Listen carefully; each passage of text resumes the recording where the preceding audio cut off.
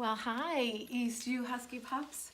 Mrs. Sorokes here to read you a book about bees. What else? Because I love the bees. They remind us to be safe, be responsible, and be respectful. But today I wanted to tell you about honeybees. So I'm going to read Curious George, A Home for Honeybees. Are you in your jammies and all comfortable? George and Steve like to build things. You two are good builders, like bees, said Betsy. George was curious. Bees could build things? Bees make honeycomb inside their hives to store honey, Betsy said. She gave some to George and Steve to taste. Do you remember tasting honey in my room? Betsy showed them her poster from Earth Day. Bees build hives in trees to lay their eggs and store honey. All the bees follow a queen bee. She's the biggest bee in the hive. Worker bees go from flower to flower, getting nectar and pollen to make honey. The honeycomb was very sweet. When Betsy left for dance class, George and Steve ate the whole thing. They needed to find more honeycomb. George and Steve went to the park to look for a beehive in a tree.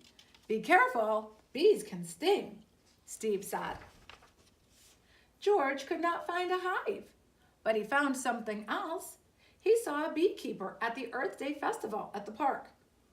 Did you know Earth Day is the first Monday we're on spring break? Just saying. This is a beehive, the beekeeper said. I built it myself. It works the same way as a hive in a tree. The bees make honeycomb on the frames in the top box. The box on the bottom is where the queen bee lives and lays her eggs.